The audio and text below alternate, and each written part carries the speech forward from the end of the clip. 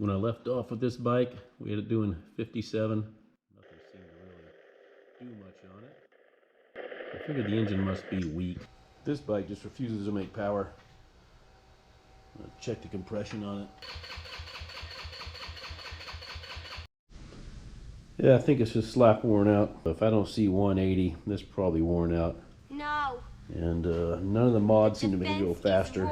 Just real slow in acceleration. So I think I'm gonna put a new piston on it. We're gonna keep it at 150, but just freshen up the top end. What I've got is, I've got a head, a cylinder, piston, and all the gaskets. All this came off my black bike at probably 500 to 600 miles, so it's like new. The black bike, remember, got a 171 kit. I might start calling it the nitrous bike though. Wait till this comes out. That's what's going on here. So I wasn't that huge of a fan of the 171 kit. 20 cc's is not that much. Had this laying around off the black bike, so I'm going to use it on the red bike. And I like the 150. It's going to be like a new engine. We're going to see what it does when I put that on. I ordered this head gasket that looks like that. I figured it'd be better quality. It looks awful thick. So the stock one is a .021, and you know, usually come down to like a 10 thousandths gasket to make more power. This one's a 0.63, 40 thousandths thicker. That's quite a bit thicker. I have this gasket for a 61 millimeter kit, so it'd be your like 171 bore, and they measure about 58, 59, and that one measures about 58 also. So I might use this gasket off the 171 kit. It's 1 millimeter difference, but I just don't like how thick that new gasket is. I think I got ripped off on this thing on eBay. You have to take your shock mount off and lower these frames to get this engine out easy, and that plastic shroud. To install these things with loaded pistons, if ever your piston falls out, don't fret. I've got a lot of piston ring compressors. Honestly, I never use them. These sleeves are beveled on the inside to compress the piston rings for you. You can do it by hand. Yeah, you can squish them in there. Look at that, you can push them right in there. No piston ring compressor required. Don't forget your dowel pins. Two between the engine and the jug, or the cylinder. Two between the cylinder and the head. Two between the cam rocker and the head. Two different size base gaskets I've found so far. Put the thin one on, you can see that cylinder head. You can see where piston goes to. Plenty of room. You can even shave these things. And that gasket can get oil on it, no big deal. Your head gasket does not get oil on it. Feel that full of something.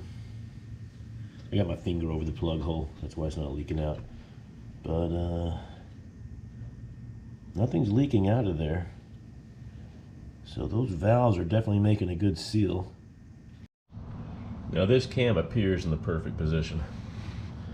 As we tighten this head down, this part of the chain is going to get longer because the head's going to go in, and the bottom should be pulled tight. So if I pull the bottom tight right now, it's a little bit, just a little bit off. But if I stick my hand down here in this cam chain tensioner and I push in on it, see how it pulls it down? So that might be off when we tighten the head. So that's why you gotta double check everything. And don't start cranking down on these bolts if you still have a gap right here. You want to get that gap gone. Just kind of tap it with your hand and everything. Get this cam box, this rocker box, seated nicely. You don't want anything binding. I got everything pretty much snugged down, just tight enough that there's not going to be much more movement. And I check with my cam chain tensioner. I'm using my finger for that right now. And it looks like with tension on that, that's in a good place. I've got it at top dead center on the flywheel mark. So yeah, we're going to go ahead and put torque on it. If you ever wondered what was going on with this thing inside, normally we just see it like this. But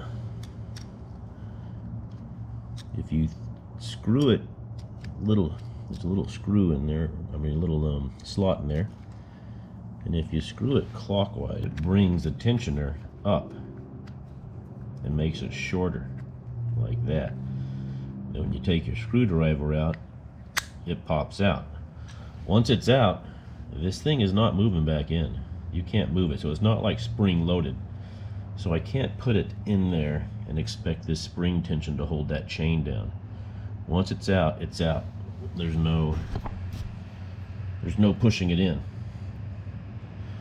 So you can't just take this, cram it in there, and tighten these bolts. You'll screw stuff up. So what you got to do is bring it all the way up, put it in there, release it, and let this thing determine how much pressure's on it. So I usually bring it up, tighten the bolts, and then release it.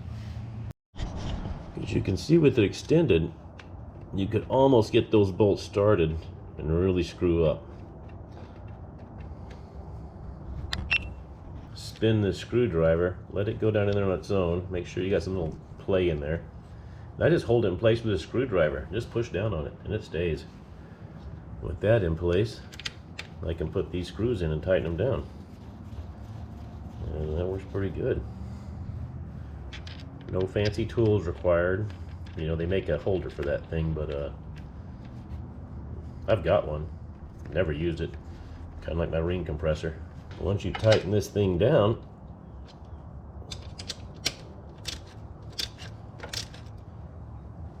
now I can release this.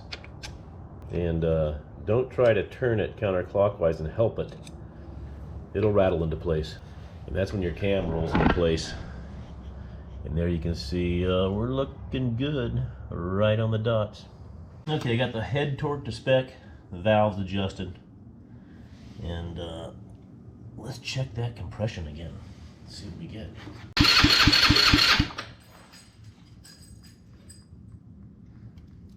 That ain't good. Can't make compression with this new top end. Don't know what the hell. That our own mind has to be changed. We have to change our mind about ourselves. In what way? Well, yeah, it turns out static compression, what they call that, where you just crank the motor, at low RPMs is not that accurate when you start dealing with cams that have overlap. Learned that today, and there's a couple things on the internet I found about it, but basically until you get at higher RPMs, these things aren't making that kind of compression. And it's not uncommon to have low compression engines when you have performance engines that have like cams in them and stuff. So I guess that's a pretty poor check of the health of these engines, is compression. Are you sure? I'm positive.